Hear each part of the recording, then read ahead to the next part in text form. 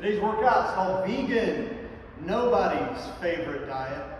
Anyway, 3 rounds, 10 bent over rows with each arm, 10 inchworms with a push-up, and then 30 seconds of high knees to warm up. So make sure you start your clock before you get going.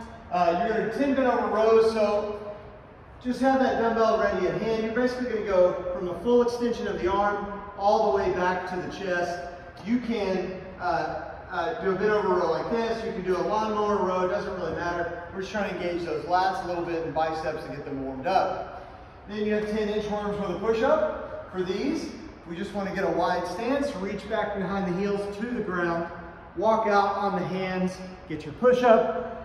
And walk right back, reaching behind the heels again.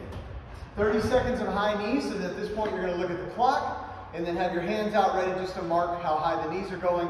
You want to make sure they go up pretty tall. All right, so we're going to be running in place, and that's for 30 seconds, not 30 reps, so keep that in mind. In vegan, you're going to have a lot of rounds on the clock here. So, four sets of 8 rounds, because you have 4 different movements here. You're doing 8 rounds of each of these movements, and it'll be 20 seconds on and 10 seconds off, TABATA style, for each of those rounds. So basically on your clock, what you're going to need is a 32 round clock with 20 seconds on and 10 seconds off. The first movement is alternating dumbbell clean and jerks. These are going to be from the ground, unless you can't. Obviously you can transition to a hang clean and jerk.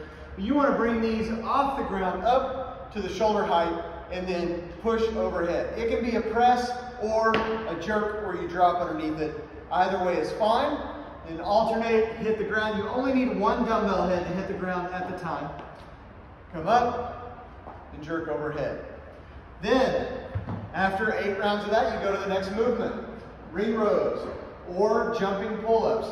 The only thing you need to know about the jumping pull-ups is you're going to reach up tall, and your bar, I'm sorry, you don't have to reach up tall. Your bar should be about 6 inches above your head from standing position. So stand tall, and whatever bar you use should be that high. And the idea is we do want to engage the lats and the biceps a little bit as we're pushing up. But one thing to keep in mind is when you do jumping pull-ups, you don't just go to here, okay? So it's not like a jumping jack or double under. We're going to do those later. But it's really, you're going to drop at a full hang and then jump over the bar. So you always come down into that full hang each time. After that, you have your knee push-ups or RX Plus's regular push-ups. Again, I know that you're familiar with these, but we're going to go to the knees, straight body, all the way to the ground, all the way up, extending those arms completely, or from the toes, all the way down, all the way up. After that, you're going to have singles with the jump rope or double unders for RX Plus. Either way, just mark what movements you do. If you hit RX Plus, we know that you've done everything in red, plus a heavier weight on the dumbbell. And with that said, good luck. Oh, last thing, make sure that you do these in the order you want to.